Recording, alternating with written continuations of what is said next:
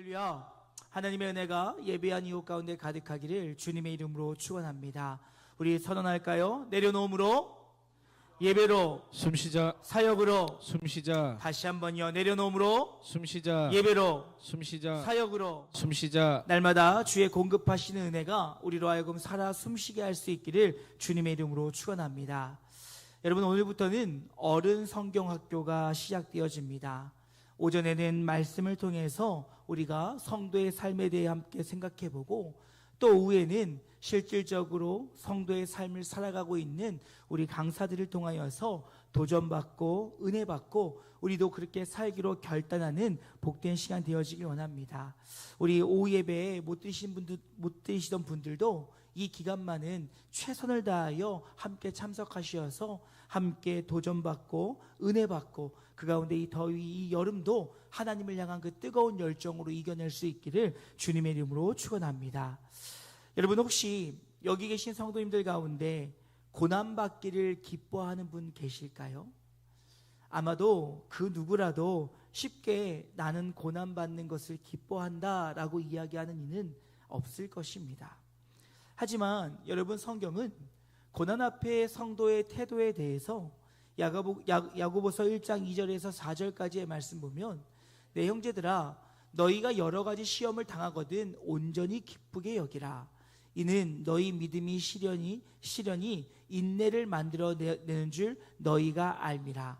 인내를 온전히 이루라. 이는 너희로 온전하고 구비하여 조금도 부족함이 없게 하려 함이라 라는 말씀을 통해서 고난을 대하는 성도의 태도는 기뻐할 수 있어야 된다라고 이야기하고 있습니다.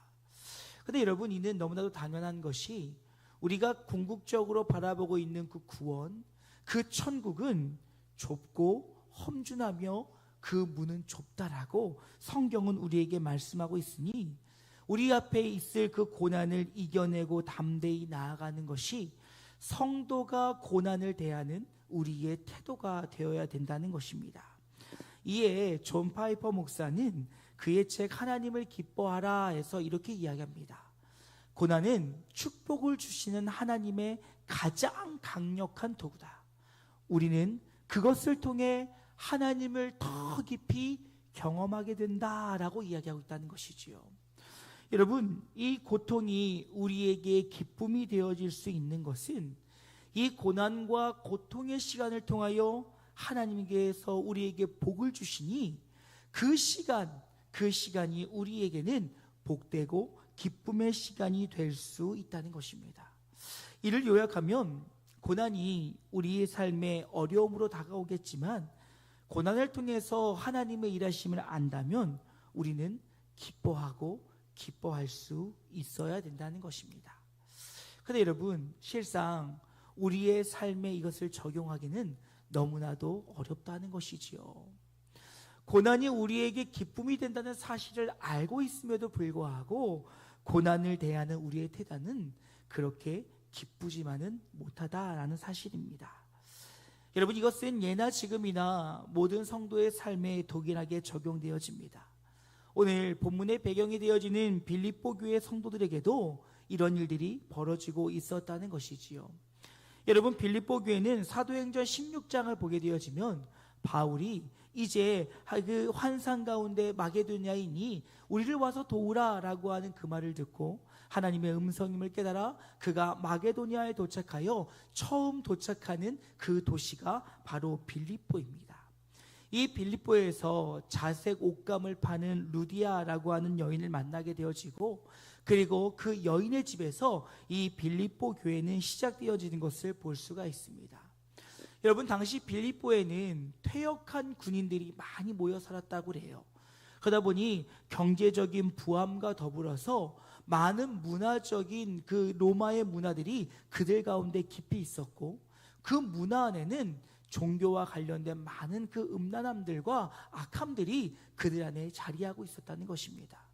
그러니 믿는 자들과 그 로마의 문화의 충돌들은 자주 있었고, 그로 인하여서 상대적으로 약자일 수밖에 없었던 유대인들은 그 신앙을 유지하기에 너무나도 힘들고 어려운 삶을 살았다는 것이지요.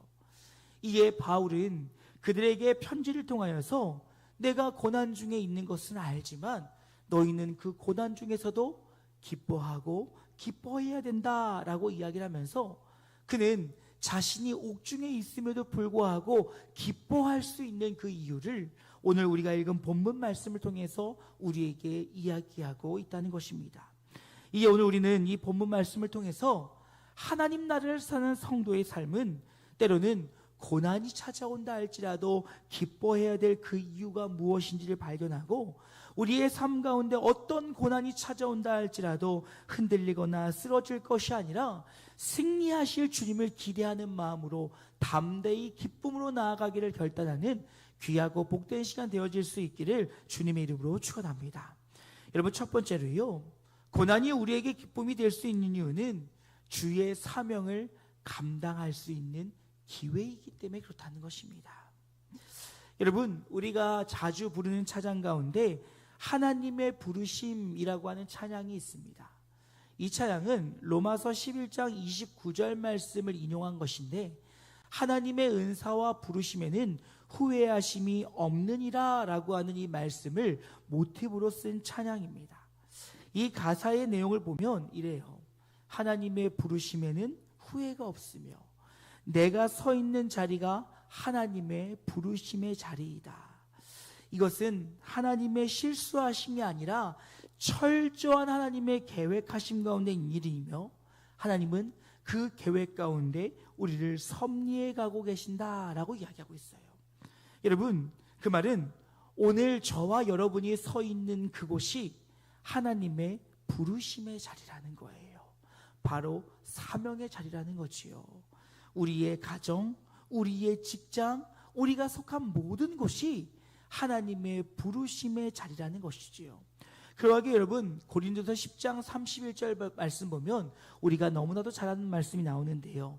그런즉 너희가 먹든지 마시든지 무엇을 하든지 다 하나님의 영광을 위하여 하라 라고 이야기하고 있어요.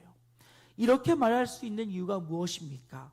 우리가 서 있는 모든 자리가 하나님의 부르심의 자리라는 것입니다. 그러니 여러분, 이에 대해서 오스기니스라고 하는 사람은 자신의 책 소명이라는 곳에서 이렇게 이야기하고 있어요.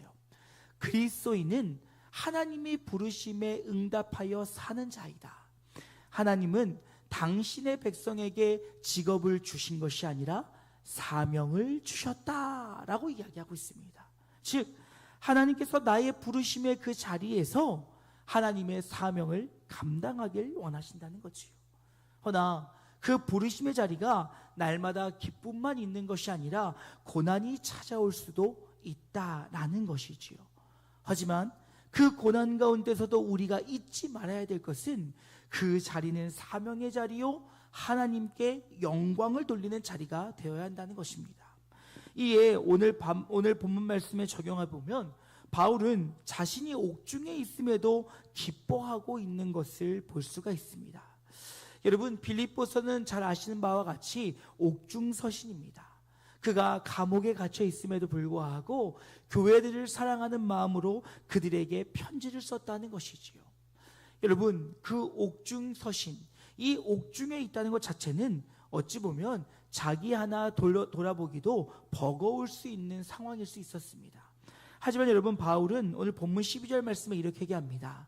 형제들이요, 내가 닥친 여러 가지 역경들이 도리어 복음을 더욱 널리 전파하는 데 도움이 되었다는 사실을 알아주시길 바랍니다 라고 이야기하고 있어요.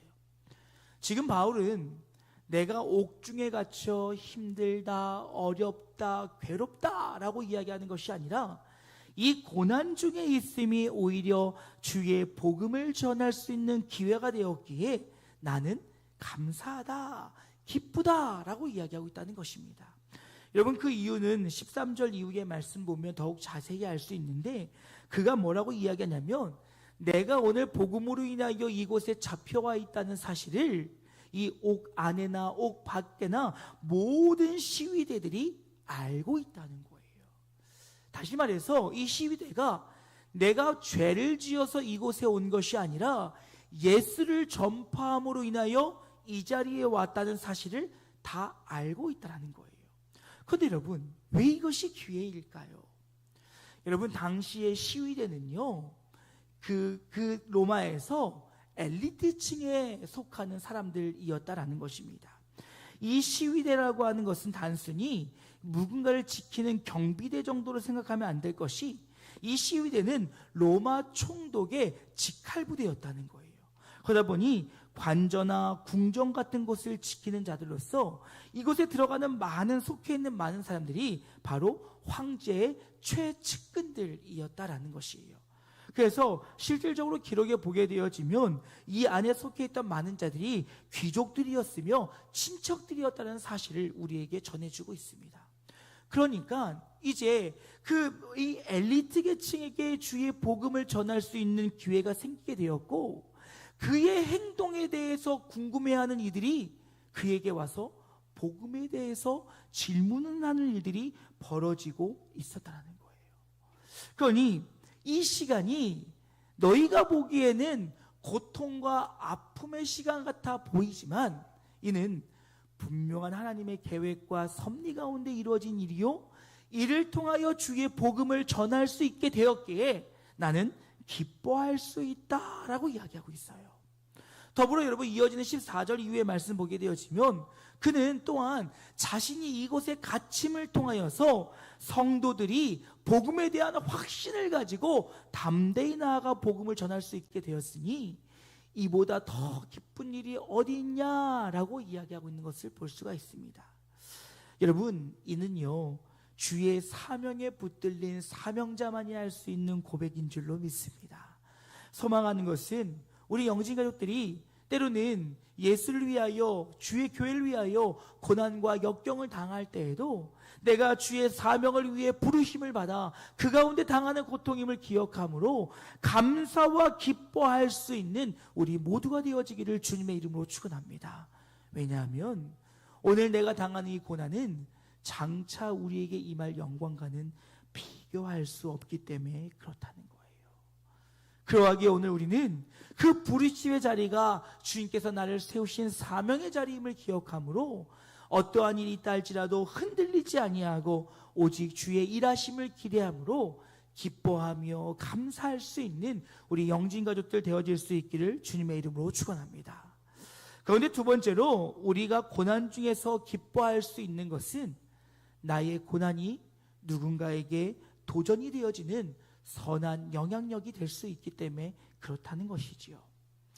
여러분, 많은 성도들에게 내가 원하는 삶이 무엇입니까? 라고 질문하면 많은 분들이 그리스도의 선한 영향력을 드러내는 삶을 살기 원한다 라고 이야기합니다. 그렇죠. 저의 소망이기도 합니다. 그러하기에 많은 성도들은 그 말씀을 듣고 그 말씀이 내 삶을 통하여 드러남을 통해 하나님의 그 선한 영향력들이 내 주변으로 흘러가길 원한다는 것입니다. 얼마 전 인스타를 통해서 한 선한 영향을 미치는 한 청년을 보게 되었습니다. 이전에도 잠시 설교 중에 언급한 적이 있는데, 이 자매는 자신이 크리스찬 간호사임을 밝히고 이 요양병원에서 어르신들의 요양을 도우며 복음을 전하는 청년이었어요. 영상에서는 복음을 전하는 그 모습들을 드러냅니다. 할머니, 할아버지, 제가 어제 천국 얘기해드렸죠? 기억나세요? 믿어지세요? 감사합니다. 이러면서 선함으로 그들에게 복음을 전하는 그 분이셨어요. 그런데 얼마 전에 결혼을 이유로 잠시 병원을 퇴사하고 이제 결혼을 앞두며 준비하는 과정들을 자신의 인스타그램에 올리는 것을 보았습니다. 그런데 얼마 전에 이 사진이 제 눈에 쏙 들어왔습니다. 바로 캄보디아 신혼 선교예요. 여러분, 우리는 결혼하게 되면 신혼 여행을 떠납니다. 하지만 이 자매는 신혼 선교를 가겠다라고 선포하는 것을 볼 수가 있어요. 이 자매는 이 형제와 교제를 하는 5년 6개월 동안 신앙적인 이유들로 한 번도 여행을 떠난 적이 없다라고 합니다. 그러하다 보니 이제 결혼을 하여 신혼여행을 떠날 것에 대한 엄청난 기대감에 사로잡혀 있었대요. 이제 사랑하는 이와 함께 그곳에서 즐겁게 시간을 보낼 것을 기억하며 그 마음을 보내며 발리를 가기 위해서 열심히 준비했다고 합니다. 그런데 기도하는 가운데 결핍 가운데 어려움 가운데 살아가고 있는 어린아이들의 모습이 계속 떠올랐다는 거예요. 그래서 그 마음을 어떻게 주체할 수가 없어서 예비신랑에게 이야기했다고 합니다. 사실 나는 신혼여행에 대한 설레임이 너무 많았어.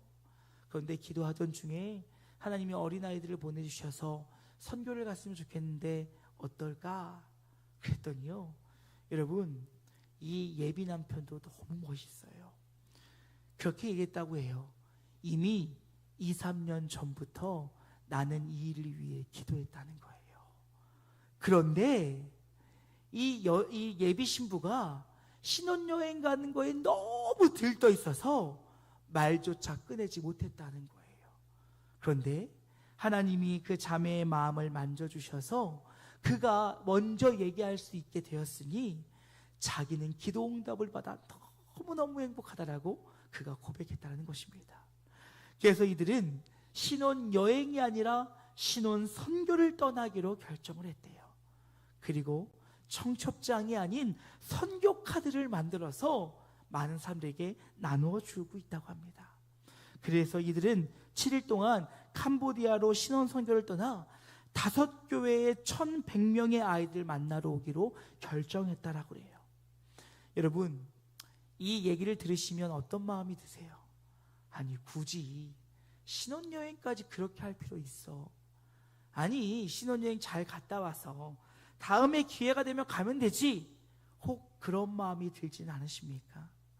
허나 하나님의 사람으로 살기로 결정한 이들에게 있어서는 그 무엇과도 바꿀 수 없는 용기 있는 결단이었고 용기 있는 선택이었어요. 저는 소망합니다. 이런 아름다운 선한 영향력들이 우리 교회 청년들과 또 우리 교회 우리 성도들에게 흘러갈 수 있기를 주님의 이름으로 축원합니다.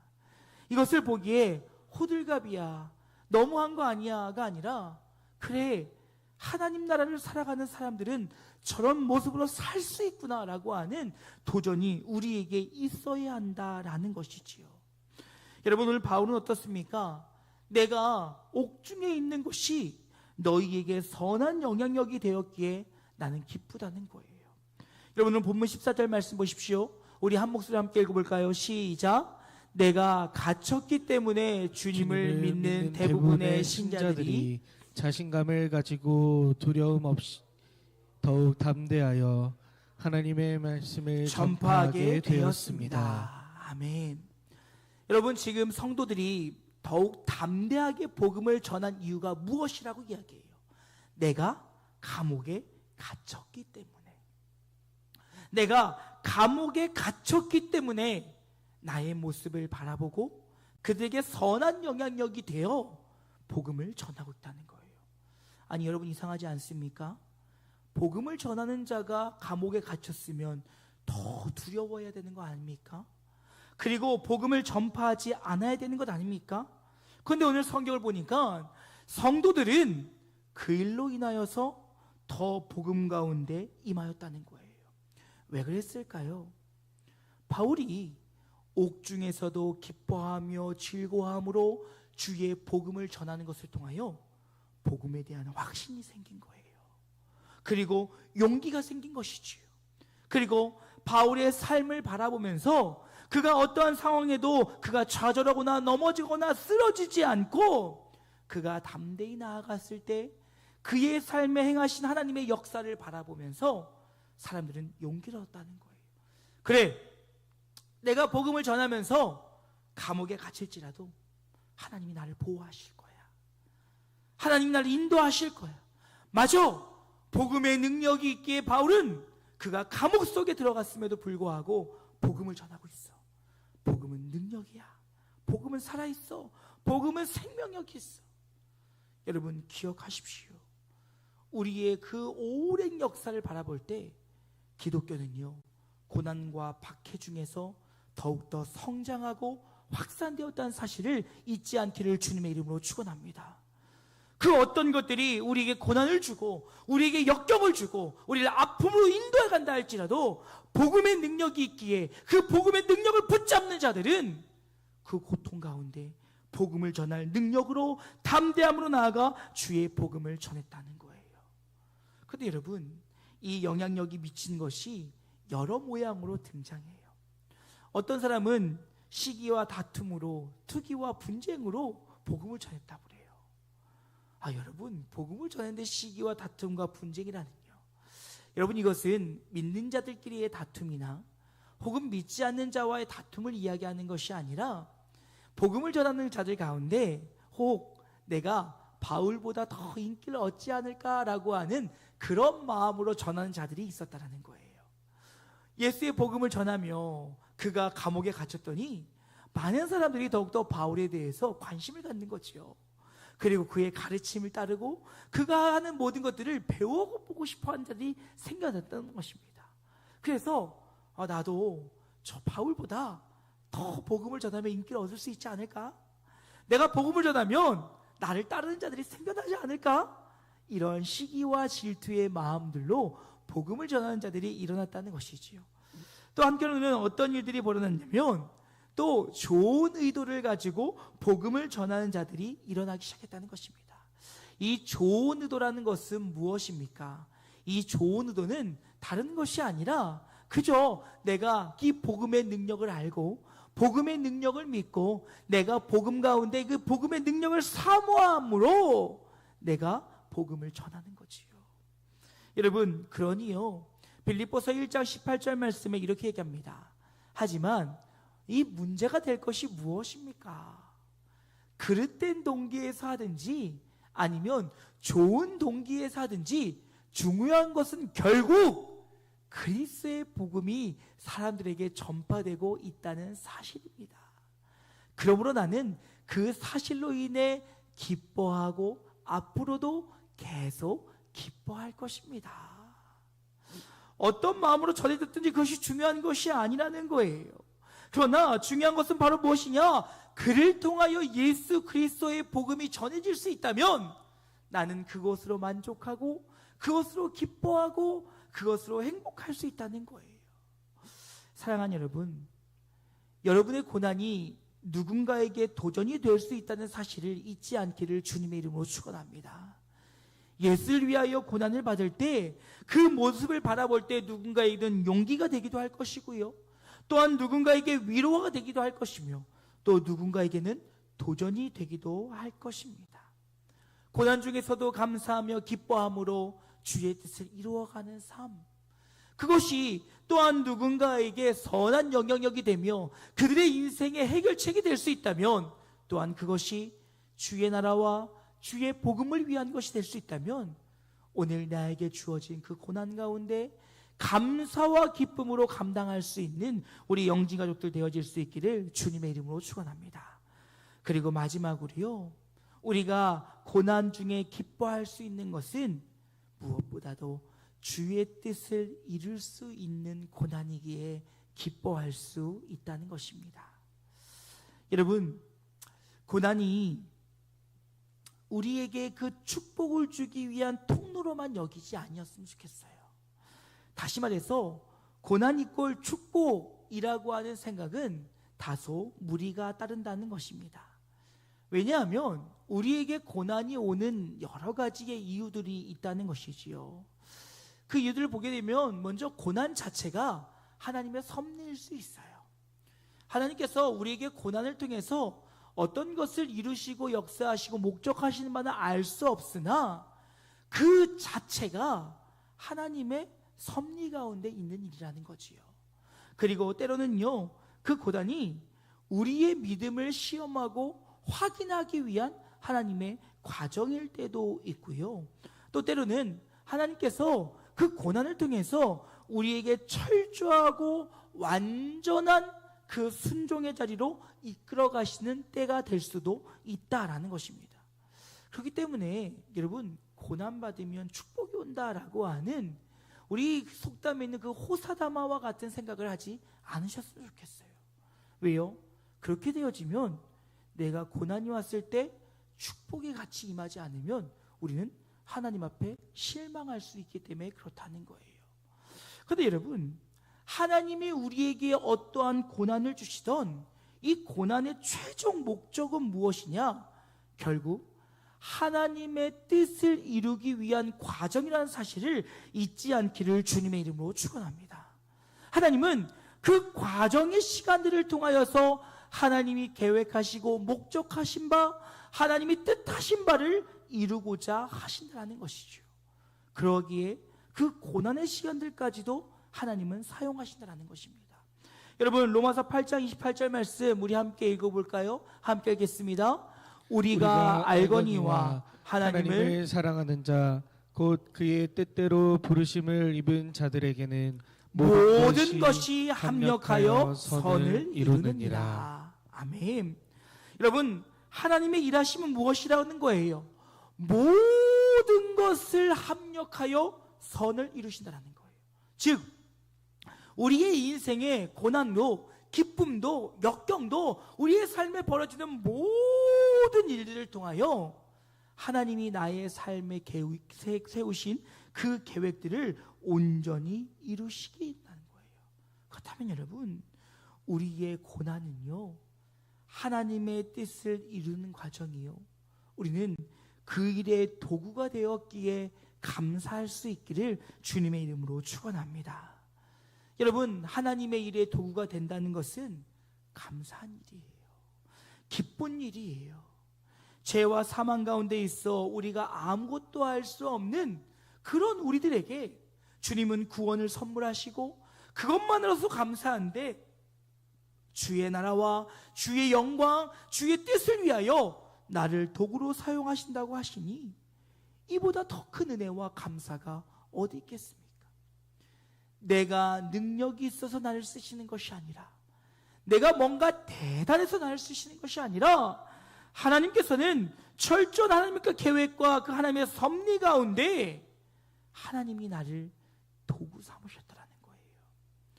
여러분, 바울은요, 이 고난이 기쁠 수밖에 없었지요. 왜 그렇겠습니까? 그가 다메섹 도상에서 예수를 만나기 이전에 그의 삶은 예수 믿는 자들을 죽이기에 혈안되어 있던 삶이었다는 것입니다. 그런데 그를 만나 주셨고 그를 만나 주신 것으로 끝난 것이 아니라 이방인의 사도로 열방의 복음을 전한 자로 세우셨으니 그에겐 얼마나 큰 기쁨이었어요. 그러니 내가 오늘 고통 중에 있음에도 하나님의 도구로 사용되어질 수 있음에, 내가 선한 영향력의 그 도구가 될 수 있음에 그는 기뻐할 수 있었다는 것이죠. 이에 빌립보서 1장 21절 말씀 보면 그가 이렇게 합니다. 이는 내게 사는 것이 그리스도니 죽는 것도 유익함이라. 이제 내가 사는 것이 그리스도를 위한 것이니 내가 죽는 것도 나는 유익하고 기뻐할 수 있다는 거예요. 그러니 내가 주님의 도구에 대한 삶, 주의 도구에 대한 삶을 살아가고 있으니 나는 오늘 또 기뻐하고 또 기뻐할 수 있다라고 그는 담대히 선포하고 있다는 것입니다. 사랑하는 여러분, 소망하는 것은, 고난은 하나님께서 우리를 통하여 주의 뜻을 이루기 위한 과정임을 기억하시고 우리가 그 시간을 통하여 하나님의 도구로 사용되어질 수 있음에 감사하고 기뻐할 수 있는 우리 영지가족들 되어지기를 주님의 이름으로 축원합니다. 이제 말씀 마치고자 합니다. 사랑하는 여러분, 이 땅 가운데 하나님의 나라 성도로 살아간다는 것, 그것은 고난이 기쁨이 될 수 있는 삶입니다. 하나님을 위해서라면, 주의 몸된 교회를 위해서라면 나의 고난도 기쁨이 될 수 있다라는 것이지요.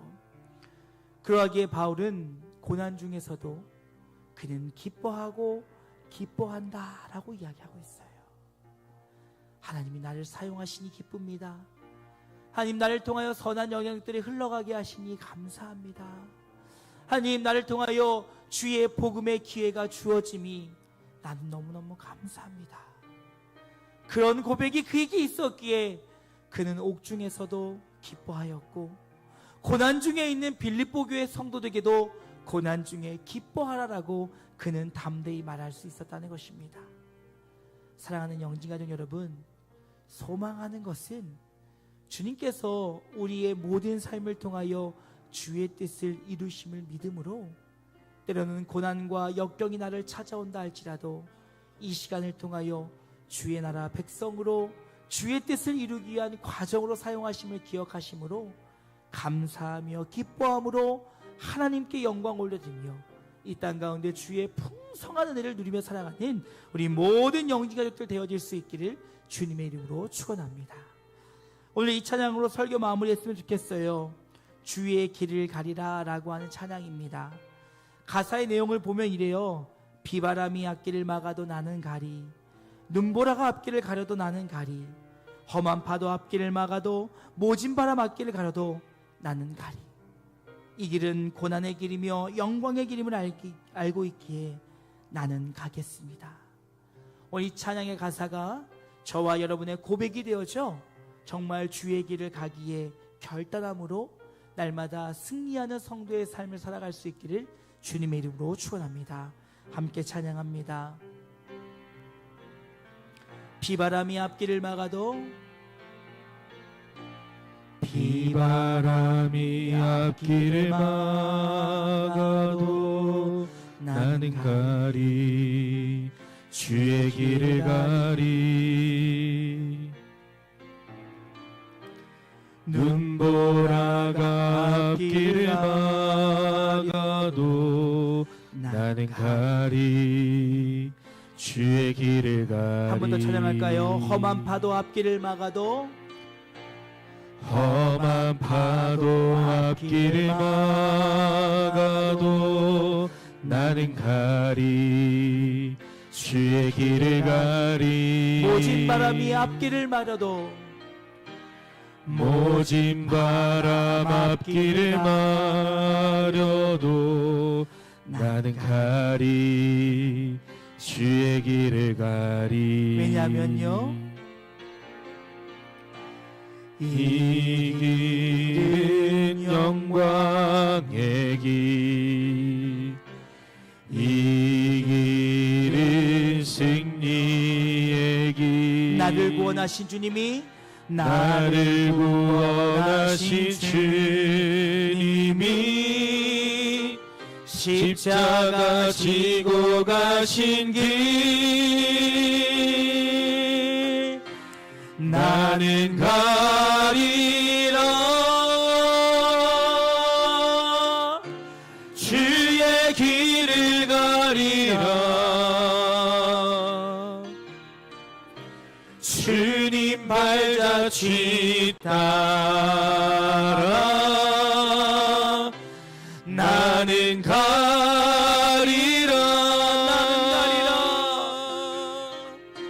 나는 가리라, 주의 길을 가리라. 주님 발자취 따라 나는 가리라. 다시 한번 찬양할까요? 나는 가리라, 나는 가리라, 주의 길을 가리라. 주님 발자취 따라 나는 가리라, 나는 가리라, 나는 가리라, 주의 길을 가리라. 주님 발자취 따라 나는 가리라. 사녀이씨 함께 결단으로 기도하길 소망합니다. 고난이 찾아온다 할지라도 주의 길 가게 하여 주시옵소서. 그 길이 우리에게 기쁨이 되어지게 하여 주시옵소서. 그를 통하여 오직 하나님께만 영광 돌리며 주의 뜻을 이루는 우리의 삶이 되어지길 원한다라고 우리 주의 이름 한번 크게 부르고 함께 기도하길 원합니다. 기도하시겠습니다. 주여